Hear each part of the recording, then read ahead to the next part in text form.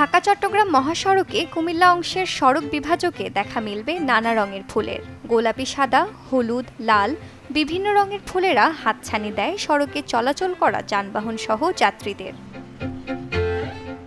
মহাসড়কটির কুমিল্লা অংশের ১০০ কিলোমিটারের বেশিরভাগ অংশেই চোখে পড়বে হৈমন্তী, রাধাচূড়া, কৃষ্ণচূড়া, সোনালু সহ বাহারি রঙের ফুল। যাত্রাপথে এই মনোরম সুন্দর পরিবেশ দেখে আনন্দের যেন জুড়ি নেই যাত্রীদের। সুযোগ পেলেই জানালার বাইরে তাকিয়ে প্রাকৃতিক এই সৌন্দর্যের পরশে মুখরিত হয়ে থাকা চারপাশ উপভোগ করেন তারা।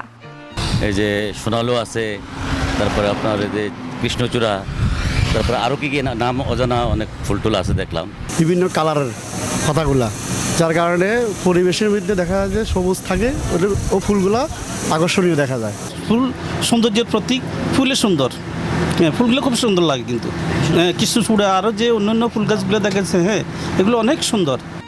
সড়ক বিভাগ বলছে বছর জুড়ে এমন সৌন্দর্য পেতে এসব গাছ রোপণ করা হয়েছে। শুধু সৌন্দর্য বৃদ্ধি নয়, রাতে বিপরীতমুখী গাড়ির হেডলাইটের আলো নিয়ন্ত্রণেও ভূমিকা রাখছে গাছগুলো। কৃষ্ণচূড়া, রাধাচূড়া গাছ রয়েছে। তো এগুলো আমরা আসলে বেসিক্যালি এটা পরিবেশের জন্য যেমন এটা একটা খুব ভালো বিষয়। আরেকটা বিষয় হচ্ছে মিডিয়ানে যখন আমরা গাছ লাগাই তখন যখন একটা গাড়ি আরেকটা গাড়িকে ক্রস করে তখন এটা একটা গাড়িকে আরেকটা গাড়ির যে লাইট করে এটাকে ডিস্টার্ব করে না।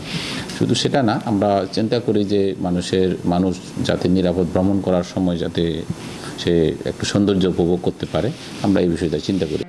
যাত্রাপথ অনেকের কাছেই হয়ে থাকে ক্লান্তিকর, আর সেই ক্লান্তিকেই যেন দূর করছে একরাশ ফুল। Desk report, channel 24।